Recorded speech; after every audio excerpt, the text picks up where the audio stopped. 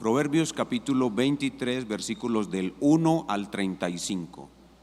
Así dice el Señor: cuando te sientes a comer con algún señor, considera bien lo que está delante de ti y pon cuchillo a tu garganta si tienes gran apetito. No codicies sus manjares delicados, porque es pan engañoso. No te afanes por hacerte rico, sé prudente y desiste. ¿Has de poner tus ojos en las riquezas siendo ningunas? Porque se harán alas como alas de águila y volarán al cielo. No comas pan con el avaro ni codicies sus manjares, porque cuál es su pensamiento en su corazón, tal es él. Come y bebe, te dirá, mas su corazón no está contigo. Vomitarás la parte que comiste y perderás tus suaves palabras. No hables a oídos del necio, porque menospreciará la prudencia de tus razones. No traspases el lindero antiguo, ni entres en la heredad de los huérfanos, porque el defensor de ellos es el fuerte, el cual juzgará la causa de ellos contra ti. Aplica tu corazón a la enseñanza y tus oídos a las palabras de sabiduría. No rehúses corregir al muchacho, porque si lo castigas con vara, no morirá. Lo castigarás con vara y librarás su alma del Seol. Hijo mío, si tu corazón fuere sabio, también a mí se me alegrará el corazón. Mis entrañas también se alegrarán cuando tus labios hablaren cosas rectas. No tenga tu corazón envidia de los pecadores, antes persevera en el temor de Jehová todo el tiempo, porque ciertamente hay fin y tu esperanza no será cortada. Oye, hijo mío, y sé sabio, y endereza tu corazón al camino. No estés con los bebedores de vino, ni con los comedores de carne, porque el bebedor y el comilón empobrecerán, y el sueño hará vestir vestidos rotos. Oye a tu padre, a aquel que te engendró, y cuando tu madre envejeciere, no la menosprecies. Compra la verdad y no la vendas, la sabiduría, la enseñanza y la inteligencia. Mucho se alegrará el padre del justo, y el que engendra sabio se gozará con él. Alégrense tu padre y tu madre, y gócese la que te dio a luz. Dame, hijo mío, tu corazón, y miren tus ojos por mis caminos, porque abismo profundo es la ramera, y pozo angosto la extraña. También ella como robadora acecha, y multiplica entre los hombres los prevaricadores. ¿Para quién será el ay? ¿Para quién el dolor? ¿Para quién las rencillas? ¿Para quién las quejas? ¿Para quién las heridas en balde? ¿Para quién lo amoratado de los ojos? Para los que se detienen mucho en el vino, para los que van buscando la mistura. No mires el vino cuando rojea, cuando resplandece su color en la copa, se entra suavemente, mas al fin como serpiente morderá y como áspid dará dolor. Tus ojos mirarán cosas extrañas y tu corazón hablará perversidades. Serás como el que yace en medio del mar, o como el que está en la punta de un mastelero. Y dirás: me hirieron, mas no me dolió. Me azotaron, mas no lo sentí. Cuando despertare, aún lo volveré a buscar. Y todo el pueblo responde. El título de nuestra clase en esta mañana es Banquetes, vino y riquezas de la sabiduría. Banquetes, vino y riquezas de la sabiduría. Y como siempre vamos a comenzar con un pequeño repaso. Recuerden que la semana pasada aprendimos que una de las estrategias principales de la sabiduría es la repetición. Así que esa repetición va a continuar hasta que queden estas cosas grabadas en nuestro corazón. Lo primero que hemos repetido hasta este día es: ¿de dónde proviene ese contraste entre el necio y el sabio, que es la columna vertebral del libro de Proverbios, de Génesis 3:15. Hoy lo vamos a ver en una diapositiva diferente. Una de las estrategias de la sabiduría es repetir, pero repetir con variedad. Y por eso cambié la diapositiva para que vean lo mismo de una forma diferente. Miren esta diapositiva. Aquí tenemos la creación de Dios. Luego viene la caída y después de la caída viene Génesis 3:15. Génesis 3:15 genera dos bandos, los hijos de la serpiente contra los hijos de la mujer. Entonces los dos bandos se van desarrollando a lo largo de toda la escritura hasta llegar al libro de Proverbios. Caín contra Abel y Set su hermano que lo reemplaza. Lamec, séptimo después de Adán, contra Enoc, séptimo después de Adán. Cam contra Sem, dos hijos de Noé. Ismael contra Isaac, dos hijos de Abraham. Esaú contra Jacob, dos hijos de Isaac.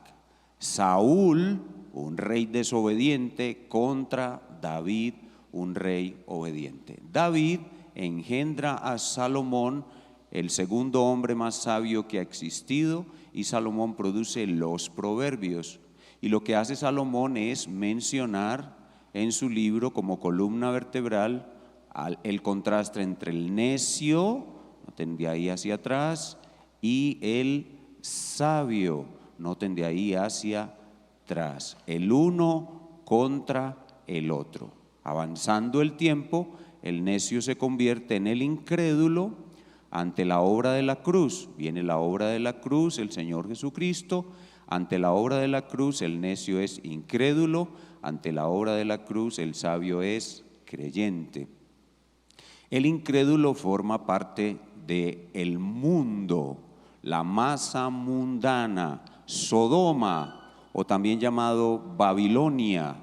Las personas que pertenecen al mundo, que tienen una mente mundana o una mente anticristiana, tienen la marca de la bestia 666. En cambio, los creyentes forman la iglesia, los miembros de la iglesia que pertenecen a Sión, la ciudad de Sión, y ellos tienen no la marca de la bestia, sino el sello de Dios. Y el destino final de los que vienen por la línea de Caín es el infierno, lago de fuego que arde con azufre, y el destino final de los que vienen por la línea de Abel es la nueva creación, cielo nuevo y tierra nueva en lo que mora la justicia. Esta enseñanza es vital para entender las Sagradas Escrituras, por eso es que la repito tanto. Segundo, número 2, ¿cuáles son las 4 facetas de la sabiduría? Número 1, moral. Número 2, teológica. Número 3, práctica. Y número 4, la sabiduría suprema. Aquí están las 4 facetas de la sabiduría. Ser cristiano es hacer una correcta diferenciación entre lo bueno y lo malo. Ser cristiano es abstenerse de toda especie de mal, alejarse del mal, ser enemigo del mal y hacer solo el bien. Eso se llama sabiduría moral. Ser cristiano es conocer cada vez más a Dios y su plan. Ser cristiano es resolver los problemas de la vida diaria con los principios, mandatos y ejemplos de la palabra de Dios. Ser cristiano es poseer la sabiduría suprema, que es la sabiduría de la cruz. Toda forma de sabiduría conduce en última instancia hacia la cruz. Número 3, ¿cuál es el órgano de la sabiduría? Cuando hablamos de sabiduría normalmente pensaríamos en el cerebro. La gente pensaría que el órgano de la sabiduría es el cerebro, pero no, el órgano de la sabiduría es el corazón. El órgano de la sabiduría es el corazón. Y en Proverbios se repite muchísimo esto: sobre toda cosa guardada, es decir, de las cosas que tú proteges, de las cosas que tú guardas o proteges, la que más guardas y proteges debe ser tu corazón. Sobre toda cosa guardada o protegida, guarda tu corazón, porque de él mana la vida. Si en tu corazón está la sabiduría, de él mana la vida. Si en tu corazón solo hay necedad, de él va a manar tristeza, dolor, aflicción y muerte. El capítulo que acabamos de leer tiene 2 versículos particularmente reenfatizando esta verdad, que son el verso 12, aplica tu corazón a la enseñanza. Mira, aplica tu corazón. Hacerse sabio en esencia es la transformación de nuestro corazón. Para ser sabios tenemos que concentrarnos en la transformación de nuestro corazón. Por eso dice, aplica tu corazón a la enseñanza y tus oídos a las palabras de sabiduría. Y el otro versículo, el versículo 26, le dice el padre sabio a su hijo necio. Recuerden que Salomón habla con Roboam: dame, hijo mío, tu corazón. La sabiduría consiste en un cambio permanente del corazón. El padre le dice a tu hijo: dame, hijo mío, tu corazón. Es decir, haz lo que te digo, trata de ser como yo, sigue mi ejemplo y miren tus ojos por mis caminos. Los padres producen una transformación del corazón de sus hijos mucho más con su ejemplo que con sus palabras. Dame, hijo mío, tu corazón y sigue mi ejemplo, miren tus ojos por mis caminos. Número 4, ¿cuál es el principal obstáculo para adquirir sabiduría? El orgullo. El orgullo es el principal obstáculo para adquirir sabiduría. Solamente los humildes reciben sabiduría.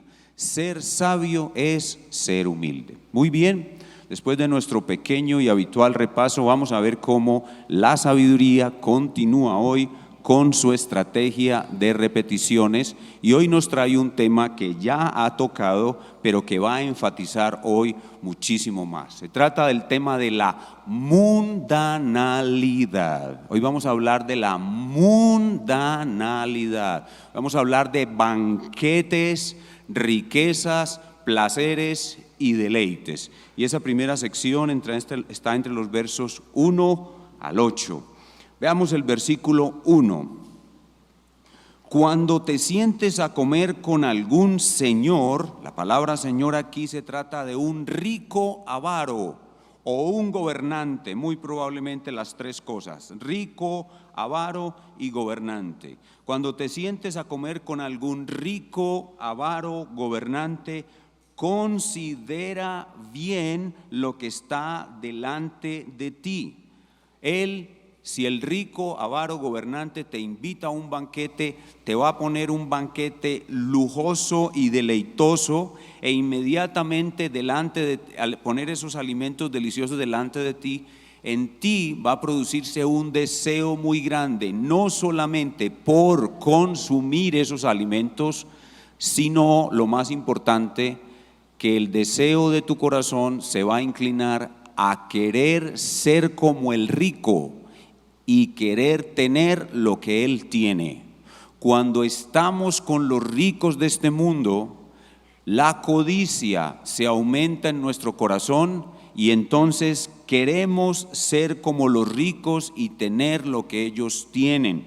Por eso la Escritura nos dice: considera bien lo que está delante de ti, cómo eso provoca en tu corazón el deseo de la codicia por las riquezas.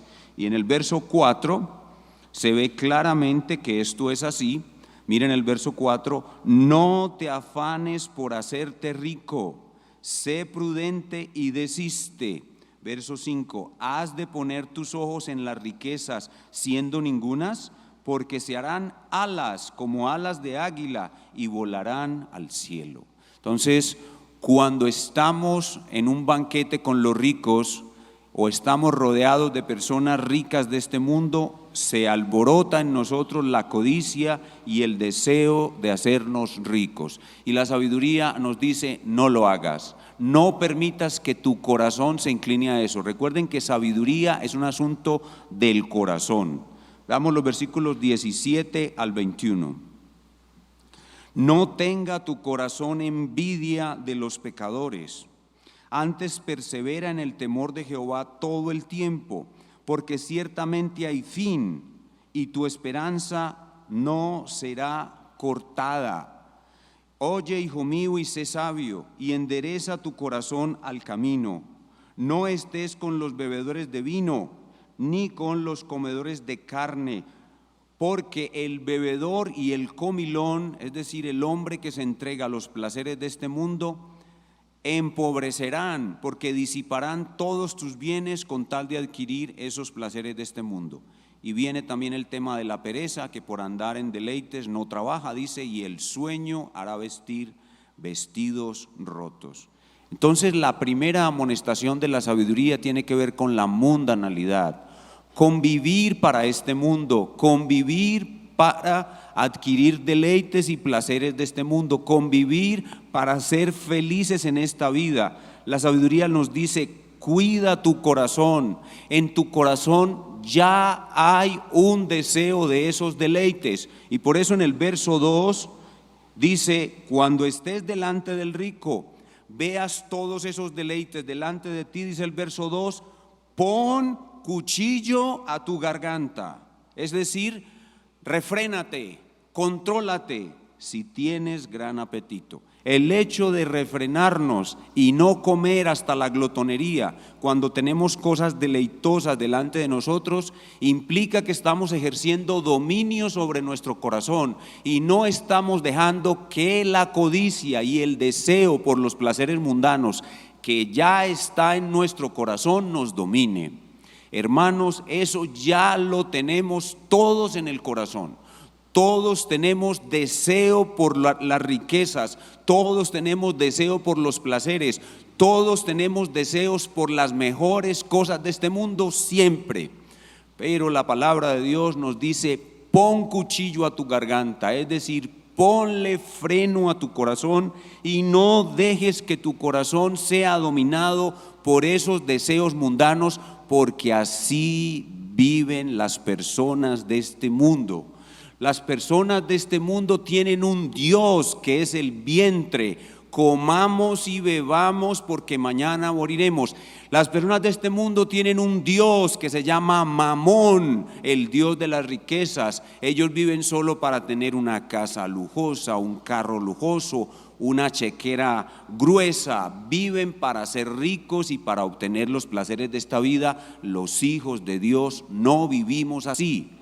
Y aunque en nuestro corazón sí existen esos impulsos, en nuestro corazón sí existen esos deseos, debemos poner cuchillo a nuestra garganta. Ve, hubiera traído un cuchillo y me lo hubiera puesto aquí en el pescuezo, pero no se me ocurrió cuando estaba preparando el sermón, se me acabó de ocurrir.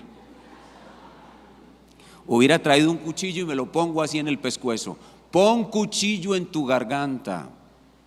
Ahora, eso no significa que nosotros seamos ascetas, A-S-C-E-T-A-S,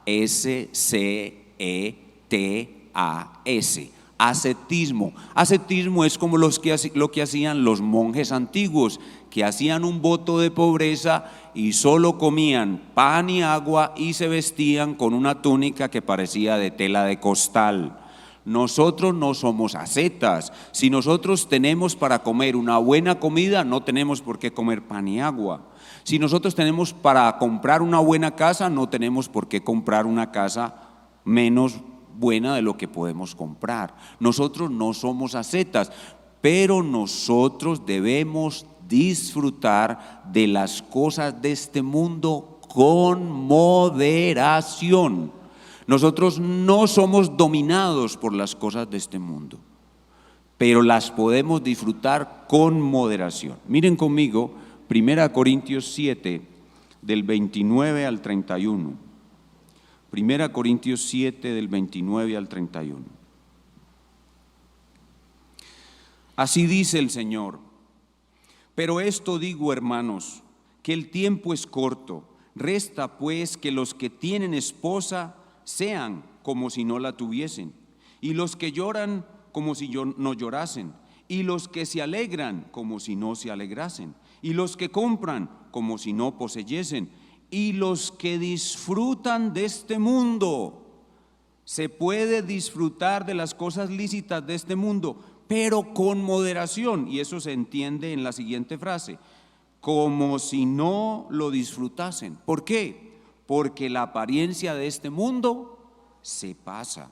Ahí está clarito qué es lo que debemos hacer los creyentes con respecto a los deleites, placeres, banquetes y riquezas de este mundo. Continuamos con esta misma idea en el verso 3. Verso 3.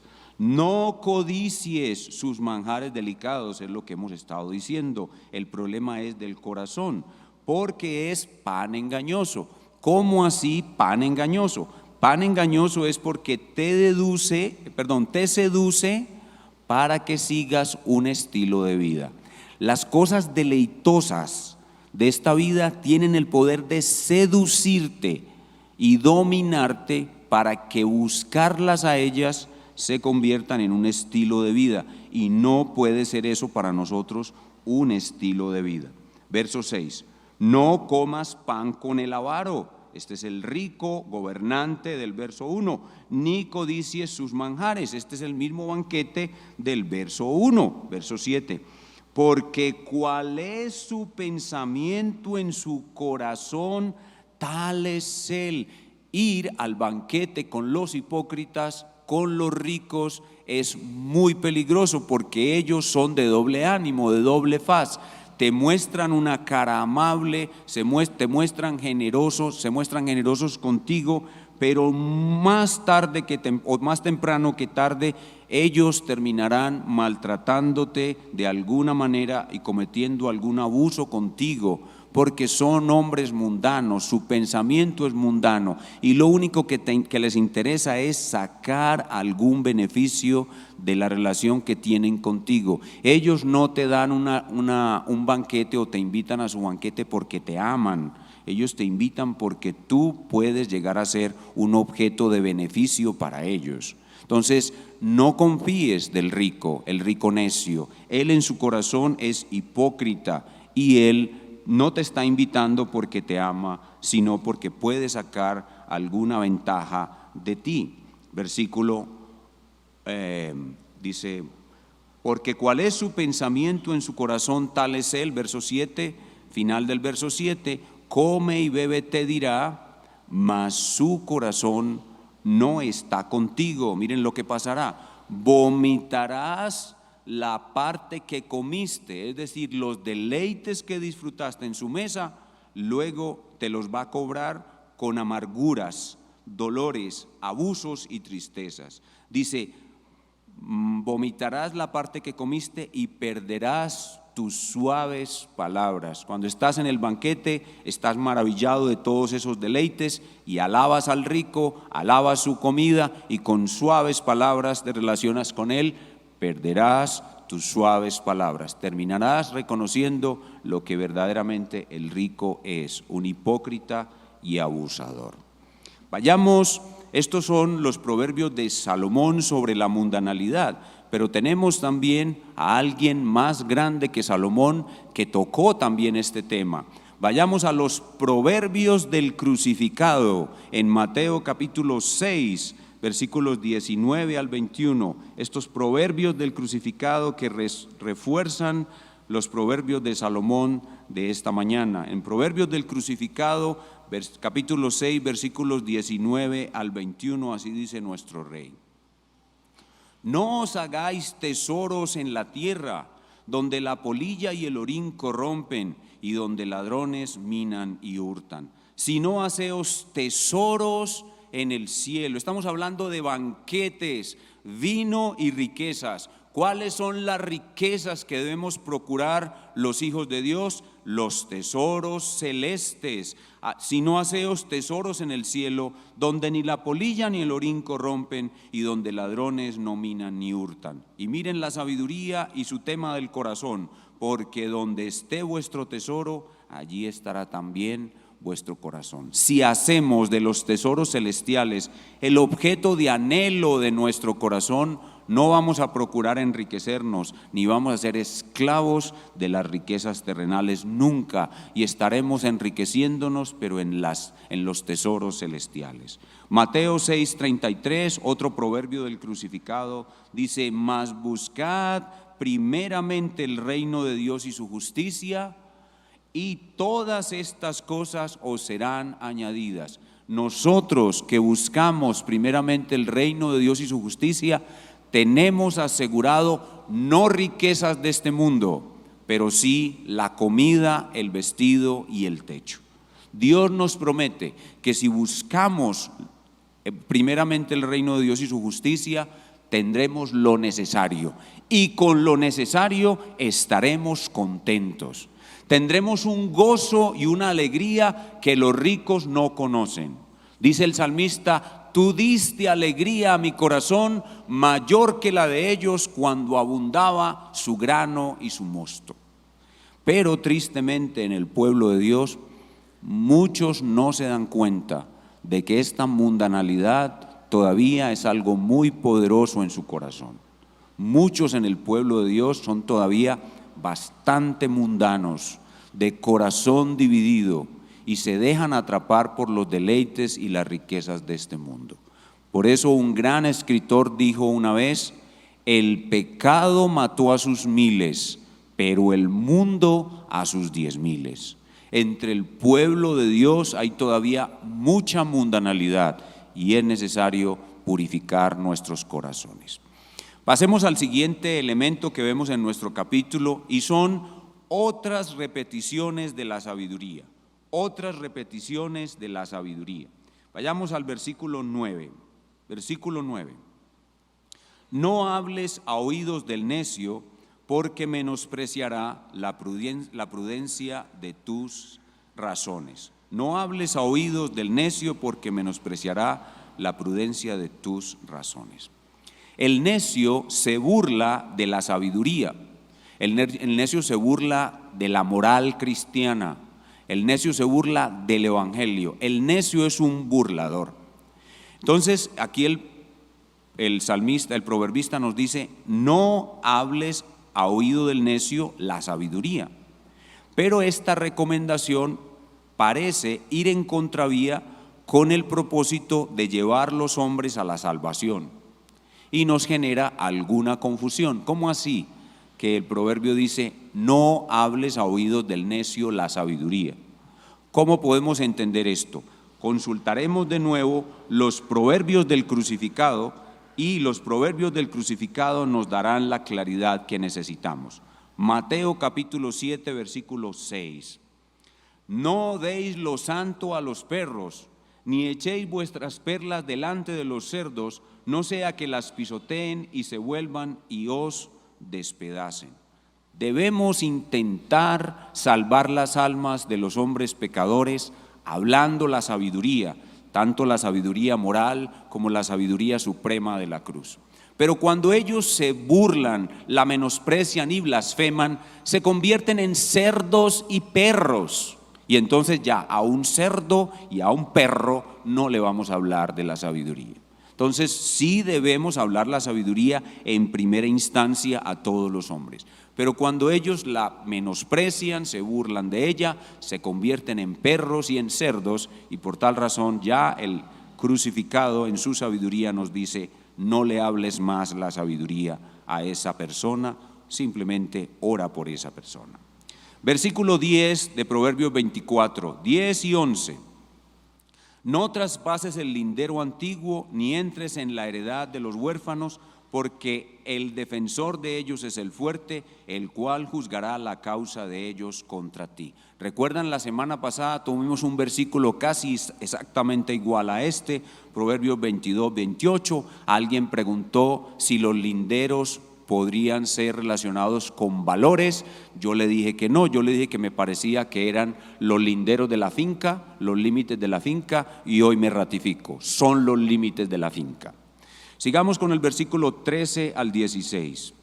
Vamos a ver aquí la repetición relacionada con la crianza de los hijos. Versos 13 al 16. No rehúses corregir al muchacho, porque si lo castigas con vara no morirá. Está repitiendo la sabiduría para la crianza. 14, lo castigarás con vara y librarás su alma del sepulcro. Versículo 15, hijo mío, si tu corazón fuere sabio, también a mí se me alegrará el corazón. Mis entrañas también se alegrarán cuando tus labios hablaren cosas rectas. Nada da más alegría a un padre que ver a su hijo caminando en el camino del Señor. Versículo 22. Oye a tu padre, a aquel que te engendró, y cuando tu madre envejeciere, no la menosprecies. Aquí hay sabiduría para el hijo ya criado que es sabio, y es honra a tus padres hasta el momento de su muerte. Versículo 23, compra la verdad y no la vendas, la sabiduría, la enseñanza y la inteligencia. Esto de compra la verdad y no la vendas es de nuevo hacer que la sabiduría sea el tesoro más valioso de nuestro corazón. Versículo 24, mucho se alegrará el padre del justo y el que engendra sabio se gozará con él. Noten la repetición. Alégrense tu padre y tu madre y gócese la que te dio a luz. De nuevo está hablando a los hijos de sabios que llegan a ser sabios. Dame, hijo mío, tu corazón, 26, y miren tus ojos por mis caminos. Y ahora aléjate de la ramera. Recuerden que en Proverbios hay dos mujeres, la mujer virtuosa y la mujer ramera, porque abismo profundo es la ramera y pozo angosto la extraña. También ella como robadora acecha y multiplica entre los hombres los prevaricadores. Esta es repeticiones de la sabiduría. Y ahora vamos a entrar en el último tema de la sabiduría esta mañana, un tema un poco polémico que sin duda alguna va a generar algunas posiciones diferentes entre nosotros en el día de hoy, y es el tema de la sabiduría y el vino. La sabiduría y el vino, banquetes, vino y riquezas, es nuestro tema del día de hoy. La sabiduría del vino. En la última sección de nuestro texto, la sabiduría nos presenta la prohibición de la borrachera, y las consecuencias de la borrachera. Prohibición de la borrachera y consecuencias de la borrachera. Comienza con el verso 29, las consecuencias de la borrachera. ¿Para quién será el ay? ¿Para quién el dolor? ¿Para quién las rencillas? ¿Para quién las quejas? ¿Para quién las heridas en balde? ¿Para quién lo amoratado de los ojos? Estas son todas consecuencias de la borrachera. El ay, el dolor, las rencillas, las quejas, las heridas no trabajando, sino uno se puede herir trabajando, y esas heridas pues valen la pena porque pues se las hizo uno trabajando, haciendo algo noble. Pero si uno se hiere sin estar trabajando, la Biblia llama eso heridas en balde, o sea, no debiste de haberte herido en esa circunstancia. Entonces comienza con las consecuencias de la borrachera, y ahora viene la prohibición de la borrachera, verso 30. ¿Para quién son todas esas consecuencias? Verso 30, para los que se detienen mucho en el vino. La Biblia prohíbe detenerse mucho en el vino, no consumir un poco de vino. La Biblia prohíbe la borrachera, no el consumo absoluto, total del vino. La Biblia no prohíbe tomar vino, la Biblia prohíbe la borrachera. Verso 30, parte D, para los que van buscando la mistura. Aquí la mistura puede referirse a vino que lo mezclaban con otras bebidas embriagantes para hacerlo mucho más fuerte. O sea, hay bebidas alcohólicas suaves y bebidas alcohólicas fuertes. Lo que la Biblia prohíbe es la borrachera y no el consumo moderado del vino. Esto se conecta con lo que vimos al principio. Podemos usar los deleites de este mundo, pero con moderación. Verso 31. No mires al vino cuando rojea, cuando resplandece su color en la copa, se entra suavemente, mas al fin como serpiente morderá y como aspid dará dolor. De nuevo regresa a las consecuencias de la borrachera. Puede llegar a producir un dolor intenso o hasta la muerte. La presencia de las serpientes aquí significa que el vino, la borrachera, puede causarte hasta la muerte. Verso 34. Verso 33. Aquí está la causa por la cual se prohíbe la borrachera. Tus ojos mirarán cosas extrañas y tu corazón hablará perversidades. La Biblia, la palabra de Dios, prohíbe la borrachera porque la borrachera nos quita la capacidad de diferenciar lo bueno y lo malo y quita la inhibición que ya tenemos a hacer el mal. Cuando una persona está borracha, está inclinada a hacer el mal porque se quita el freno que ya tiene a lo malo. No puede diferenciar entre lo malo y lo bueno. Y entonces es lo que hace la borrachera algo pecaminoso. La última consecuencia, el verso 34 y 35. Será como el que yace en medio del mar o como el que está en la punta de un mastelero. La borrachera produce vértigo. Y verso 35, lo peor de todo. Y dirás, me hirieron, mas no me dolió. La borrachera quita la sensibilidad al dolor superficial. Me azotaron, mas no lo sentí, pero aquí viene lo peor. Lo peor de la borrachera es cuando despertare, aún lo volveré a buscar. La Biblia prohíbe la borrachera porque llega a producir esclavitud. El pecado de la borrachera produce esclavitud. La palabra de Dios quiere que no seamos esclavos de nada. ¿Por qué podemos estar seguros que la Biblia prohíbe la borrachera y no prohíbe por completo el consumo del vino?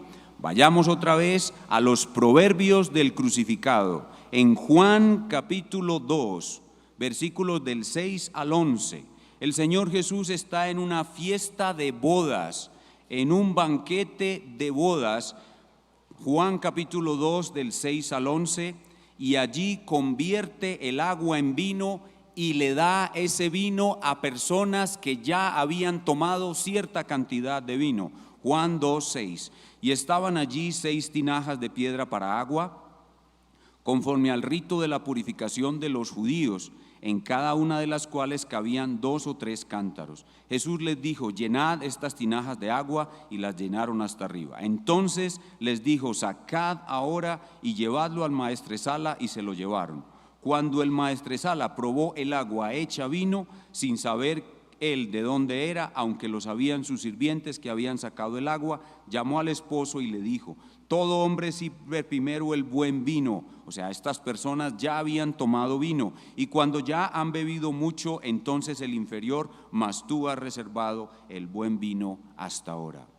Proverbios del crucificado, Mateo capítulo 11. Versículo 19, Mateo capítulo 11, versículo 19, 18 y 19.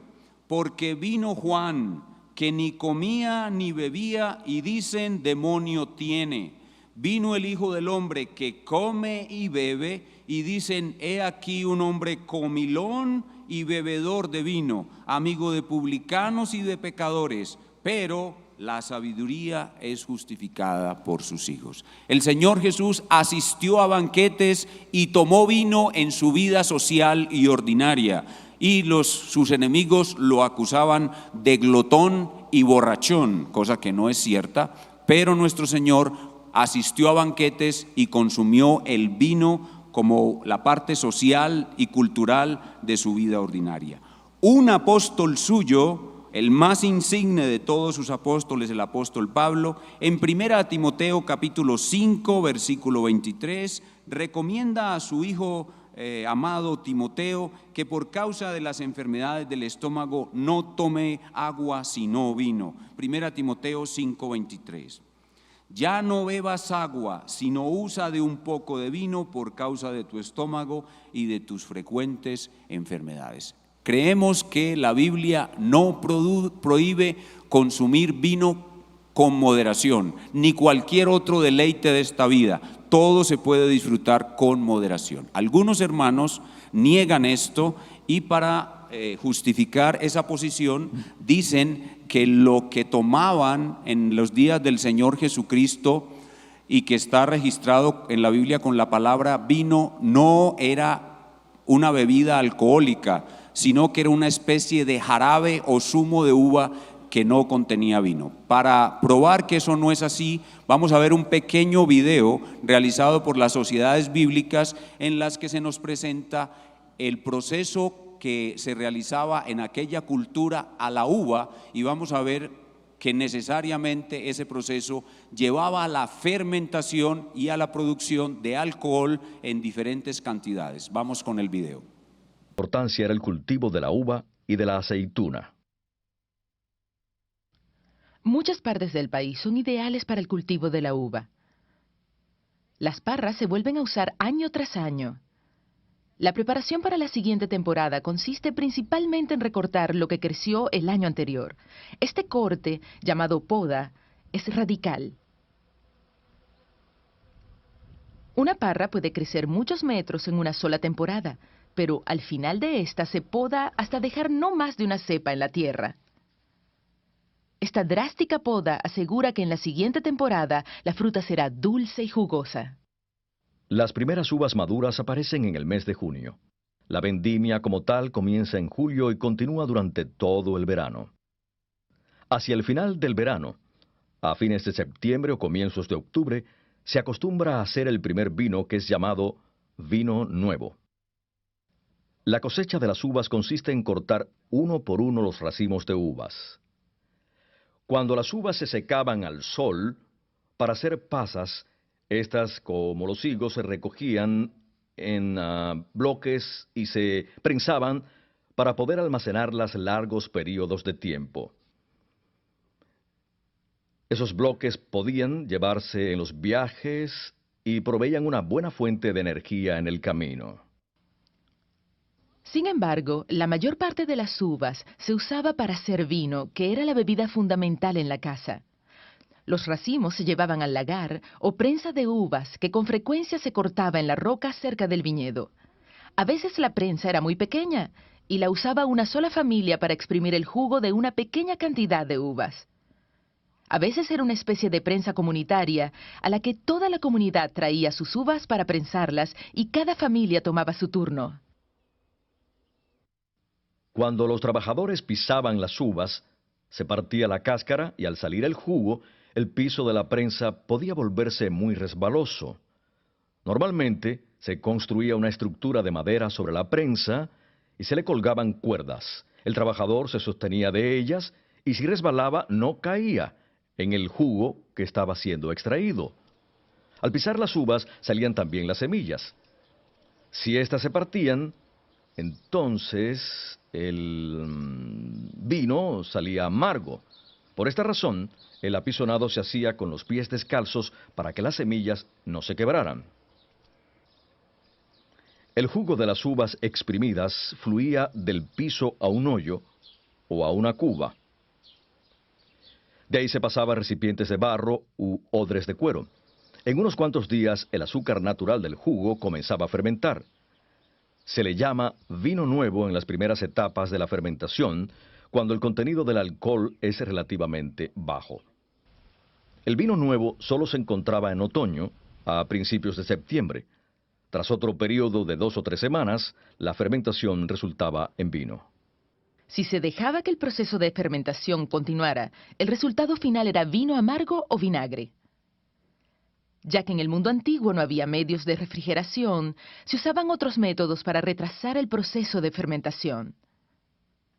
Esto se hacía principalmente añadiendo al vino un agente endulzante como la miel. Esto era llamado vino dulce, como en el día de Pentecostés en Hechos 2. Este vino se podía conservar durante muchos meses. En el mundo antiguo, el vino también se concentraba para conservarlo, y normalmente se diluía con agua antes de tomarlo. Primero el vino concentrado se vertía en una vasija y después se agregaba agua en una proporción de 3 o 4 partes de agua por una parte de vino. Solo después se bebía el vino. Como con otras cosechas, El tiempo de la vendimia y la consiguiente producción de vino nuevo era una época de gran celebración. Muy bien, Cristo es nuestro banquete, Cristo es nuestro vino nuevo, Cristo es nuestra riqueza. Gloria a nuestro Señor Jesucristo. Vamos a orar. Señor, te damos muchísimas gracias por tu palabra que hoy nos ha sido expuesta claramente, de manera sencilla. Te pedimos que con ella continúes formando esa sabiduría moral en nuestro corazón para alejarnos de todo mal y generes en nosotros un apetito muy grande por la sabiduría suprema que es nuestro Señor Jesucristo. Y con la sabiduría teológica y todo lo que nos das podamos resolver los problemas que tenemos en esta vida. Te lo pedimos en el nombre de Cristo. Amén.